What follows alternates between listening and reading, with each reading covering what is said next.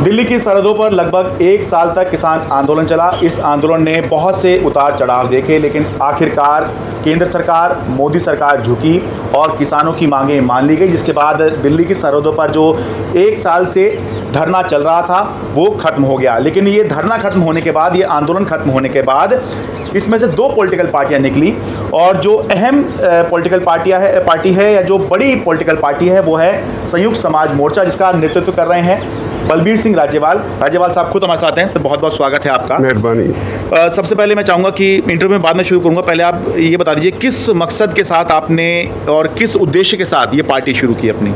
देखिए, जब हम मोर्चे पे थे उस वक्त लोगों की दो इच्छाएं थी। एक तो ये कि ये मोर्चा जीते, दूसरी इच्छा थी कि जो यहाँ पे ट्रेडिशनल पॉलिटिकल पार्टियों ने पंजाब का बेड़ा गर्क किया है, यह ये जो पॉलिटिकल गंद है इसको निकालने का काम भी मोर्चे के लोग ही आके करें। तो हमने उस वक्त कहा कि अभी मोर्चा हमारी प्रायोरिटी है, इसलिए कोई पॉलिटिकल चर्चा ना की जाए। मोर्चा जीता गया। उसके बाद हम बैठे, हमारे 32 में से 22 ऑर्गेनाइजेशंस ने तय किया कि हमें पंजाब के भले के लिए कुछ करना चाहिए। पंजाब डूब गया है। आज की डेट में पंजाब की हालत ये है कि हमारे बच्चे, जो नौजवान बच्चे हैं, उनको कॉन्फिडेंस नहीं कि हमारा फ्यूचर यहाँ है। जो बच्चे यहाँ कंपटीशन लड़ने के लायक थे, IAS IPS किया करते थे, वो आईलेट्स करते हैं, सब बाहर को भाग जाते हैं। 50 लाख रुपया फीस के लिए भी ले जाते हैं। तो एक तरह से ब्रेन ड्रेन भी हो रही है, इकोनॉमिक ड्रेन भी हो रही है, और एक तरह से ये हमारी नस्ल कुशी भी हो रही है। ये बच्चे वहाँ जाएंगे तो ये वापस तो नहीं आएंगे। इनके जो नेक्स्ट जनरेशन पैदा होगी वो पंजाबी नहीं होगी। तीसरी जनरेशन में तो बिल्कुल ही पंजाबी नहीं होंगे। ये एक बड़ा हिस्सा नौजवानों का इस तरफ झुकाव रखता है। एक हिस्सा है जो आईलेट्स नहीं कर पाया, वो हर रोज लाठीचार्ज हो रहा है फॉर एम्प्लॉयमेंट। कोई ETT की बात करता है, कोई कुछ किसी की। तो जिस दिन वो फ्रस्ट्रेट हो गया तो ड्रग एडिक्ट होकर मर जाएगा। कुछ लोग ये लूटपाट के काम में लग जाएंगे, और अगर इसका एक हिस्सा जो गर्म ख्याली है उसने फिर हथियार उठा लिए तो पंजाब नहीं बचेगा। एक तो ये ठीक है। दूसरी, पंजाब की हालत आज क्या है, पॉलिटिशियन ने जो कर रखी है, पंजाब के सर पे 3.5 लाख करोड़ का कर्ज है। और पॉलिटिकल करप्शन इतनी है। हमारा ये रेत और बजरी का जो माइनिंग का काम है, ये तकरीबन 25,000 करोड़ का बिजनेस है पंजाब का। अच्छा। स्टेट को आता है 400 करोड़। सारी जो खड्डे हैं वो पॉलिटिकल लोगों के हाथ में है।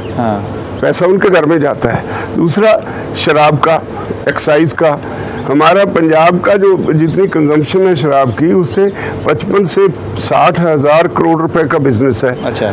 स्टेट को आता है 1700 करोड़। वो सारा पॉलिटिकल लोगों के हाथ में है।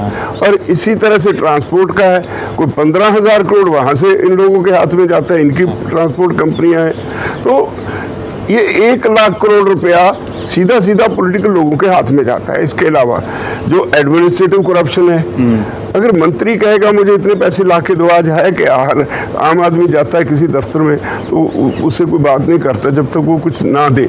उसकी जेब को देख के फैसला होता है कि इसका काम करना है या नहीं करना। और हर पोस्ट, यहाँ पुलिस थाने बिकाऊ हैं, तहसीलदार तहसील की पोस्ट बिकाऊ है, एक्साइज एंड टैक्सेशन में पोस्टें बिकाऊ हैं, हर जगह पे पोस्टें बिकाऊ हैं। अगर ये पॉलिटिकल करप्शन रोक दी जाए तो लाखों करोड़ रुपए इसमें से आ सकता है। पंजाब के पास रिसोर्सेज की कमी नहीं है। ये सारा जो किया है, आज जो ट्रेडिशनल पॉलिटिशियन है उसके लिए politics is no more a service, it's a business for them, they invest and then earn. वो अभी क्या करते हैं कि अब इलेक्शन हो रही है, 5 से 10 करोड़ रुपए का उनका टारगेट है एक हल्के में एक कैंडिडेट का खर्च करने का। तो जो 10 करोड़ खर्चेगा, कल को MLA बन के क्या करेगा वो? पहले वो बनाएगा। तो इससे आम आदमी को कोई राहत मिलने वाली नहीं है। एक एक करके परते उधेरते जाओ तो ये खत्म नहीं होने वाली। पंजाब में स्थिति इतनी बिगड़ गई है, तो जो दूसरी बात हमें लोगों ने कही, लोग परेशान हैं, हाँ। आम आदमी परेशान है कि इन्हीं लोगों को आके इस कंध को साफ करना पड़े। हाँ। मैं नहीं चाहता था, मेरी उम्र जो है वो इजाजत नहीं देती। I mean 80th year of my life. अच्छा। तो मैंने कहा कि मुझे रख लो प्रचार के लिए। हाँ। वो कहते नहीं, अगर आप नहीं लड़ोगे कोई भी नहीं लड़ेगा। तो हम लोग जो आ रहे हैं, हम कोई इससे कोई गद्दियों का सुख भोगने के लिए नहीं आ रहे। हम आ रहे हैं इस पंजाब को बचाने के लिए, इसमें सिस्टम को सुधार करने के लिए। तो ये हमारा टारगेट है। इसके लिए हमारे पास पैसा नहीं, हम किसी को शराब नहीं देंगे। अभी चल रहा है ओपनली, एडमिनिस्ट्रेशन भी, आईवाशा कमीशन कुछ नहीं करता।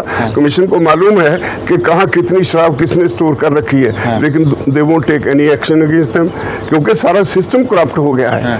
तो हमें, हमारे लिए तो परेशानी खड़ी कर दे उन लोगों को नहीं कुछ करेंगे। तो अभी आपने कितने क्या हिसाब किताब बनाए हैं? गठबंधन भी हुआ आपका चरौनी जी की पार्टी के साथ में, कितने कैंडिडेट सीटों पे आप लड़ेंगे, कितने में? वो 10 पे बता रहे हैं कि लड़ेंगे। हाँ, 10 सीटें उन्होंने ली हैं, लेकिन वो तो हमारा पार्टी है। अच्छा। हम इकट्ठे ही लड़ेंगे, कोई ऐसी हमारे आपस में इतने डिफरेंसेस नहीं है। हमने 57 कैंडिडेट्स डिक्लेयर कर रखे हैं। अच्छा। अभी स्क्रूटनी चल रही है। अच्छा। हम सारी सीटों पे कैंडिडेट सभी 117 पे आप चुनाव लड़ेंगे। ठीक है। अब बहुत से लोग ये जानना चाह रहे हैं और ये सवाल कर रहे हैं कि जो पहले आरोप लगा करते थे कि इस आंदोलन के पीछे पॉलिटिकल ताकतें लगी हुई हैं, आपने पॉलिटिकल पार्टी बना के उस आरोप को कहीं बल तो नहीं दे दिया है? क्योंकि वो जो आरोप लगे और आंदोलन को जो है दबाने की भी कोशिश हुई, कोई कोशिश कामयाब नहीं हो पाई, क्योंकि ये माना गया किसान जत्थेबंदी हैं, पॉलिटिकल नहीं है, लेकिन आखिरी में बन गई पॉलिटिकल पार्टी। मुझे बताइए, मैं सबसे पुराने लोगों में से हूँ, one of the founders of the farmers movement. I started in 1971। तो उससे अब तक मैंने सिर्फ किसान आंदोलन का काम किया। आपका क्या ख्याल है, मुझे कभी मौका नहीं मिला? मुझे कोई टिकट रिफ्यूज कर देता? मैं नहीं गया, मुझे सेटिस्फेक्शन ही यहाँ से मिलती थी। अब ये लोगों का प्रेशर है जिसकी वजह से हमें इस तरफ आना पड़ा। मेरी पर्सनली मेरी कोई मंशा नहीं। I wanted to retire. और सर्वे वगैरह कराया था क्या? नहीं, कुछ नहीं ऐसा कराया। सर्वे ये सारा ऐसे ही होता है। अच्छा। लेकिन क्योंकि लोगों की इच्छा है कि इस कंध को निकाला जाए, लोग हमारे साथ हैं, इसलिए हम आए, पॉलिटिकल पार्टी बनाई और काम शुरू कर दिया। और जिस तरह का रुझान है, लोग ट्रेडिशनल पॉलिटिकल पार्टियों से परेशान हैं। वो तो दिखाई दे रहा है। वो किसी को लोग इसको ही ऑप्ट करेंगे और इस पे हमें कोई शक नहीं। मैं क्यों सवाल इसलिए पूछ रहा हूँ क्योंकि जब किसान जत्थेबंदी अगर आंदोलन कर रही होती हैं तो वो सरकार के लिए एक मुसीबत खड़ी कर सकती हैं, लेकिन अगर पॉलिटिकल कल जो है आप सरकार के साथ फिर बातचीत करेंगे, भले ही अभी संयुक्त किसान मोर्चा ने बाहर किया हुआ है जत्थेबंदियों को, सरकार से फिर से बातचीत होगी तो सरकार आपको ये क्या रिजेक्ट नहीं करती कि ये तो पॉलिटिकल लोग हैं, हम इनसे बात नहीं करते? मुझे बताइए, आज भी हमारी जत्थेबंदियों में जो लेफ्ट की जत्थेबंदियां वो शामिल हैं। वो जो हमेशा इलेक्शन सबसे बड़ी जत्थेबंदी उग्रहा जी की है, वो तो शामिल नहीं है। वो नहीं है, उनके आका तो हैं। वो किसी ने, ये जो लेफ्ट और अल्ट्रा लेफ्ट ऑर्गेनाइजेशंस हैं, इनको कहीं और से हिदायतें आती हैं। वो जब जरूरत पड़ती है तभी लड़ते हैं, उनको हिदायत अभी नहीं है। किसी वक्त लड़ेंगे, वो भी आज नहीं कल लड़ेंगे जरूर। बहुत से गांव में घूमा अभी, तो बहुत से लोग ये कहते हुए मिले, गांव के लोग, किसानी, कि ये अच्छा होगा कि आम आदमी पार्टी और किसानों का गठबंधन हो जाए, मिलके समझौता कोई हो जाए तो चुनाव लड़ लें, क्योंकि इससे आम आदमी, ये कह रहे थे कि इससे आम आदमी पार्टी को नुकसान होगा। नहीं, देखो, नुकसान तो किसको होगा, लेकिन पंजाब को फायदा। ये तो खुद उन्होंने कहा, माना भी है कि आप लड़ेंगे तो उनका नुकसान होगा। ये तो पंजाब का तो फायदा होगा। मुझे तो पंजाब चाहिए। मुझे आम आदमी पार्टी या कुर्सी की बात नहीं, मुझे तो पंजाब बचाने वाले लोग चाहिए। हम उसके लिए, और हमें आप देखेंगे आने वाले दिनों में कैसे एक वेव चलेगी। अच्छा। लोग हमारे साथ हैं, आंदोलन के साथ हैं, आंदोलनकारियों के साथ हैं, आंदोलन में जो लोग गए उनके साथ हैं। तो एक तो ये गलतफहमी आपकी आने वाले 5-7 दिन में निकल जाएगी। अच्छा। और दूसरी बात, आम आदमी पार्टी ने कोई गठबंधन नहीं था। अच्छा। उसमें जैसे लोग हैं वो भी लोगों को पता है, सीएम चेहरा अनाउंस किया है। कौन नहीं जानता वो शराब के बगैर नहीं रह सकते। तो एक आदमी जो शराब के बगैर नहीं रह सकता, पंजाब का क्या करेगा? हालांकि जो पंजाब के लोगों से मैंने बात करी तो उनका ये कहना है कि पंजाब में तो बहुत से लोग पीते हैं, दैट्स नॉट इशू।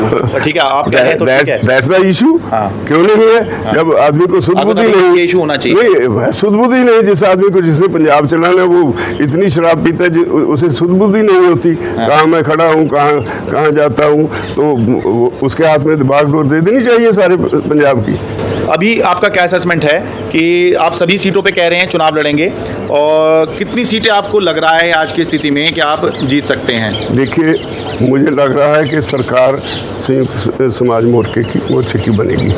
सीट्स कितनी आती है समय बताएगा। और आप मुख्यमंत्री बनेंगे, जो मेरे साथी कहते हैं। नहीं, फिर भी पब्लिक को पता होना चाहिए ना कि जैसे पिछली बार हमारी हाँ, पार्टी जो मान ली कि मुझे हम कैंडिडेट नहीं दिया। जो भी मुझे जिम्मेदारी मिलेगी वो मैं ईमानदारी से मतलब मुख्यमंत्री उम्मीदवार हैं निभाऊंगा। संयुक्त समाज मोर्चा की तरफ से। ठीक ठीक है, बहुत बहुत धन्यवाद और आपको हमारी शुभकामनाएं इन चुनावों के लिए। Thank you very much. Ludhiana से अपने कैमरा सहयोगी अश्विनी मेहरा के साथ मैं शरद शर्मा, NDTV इंडिया।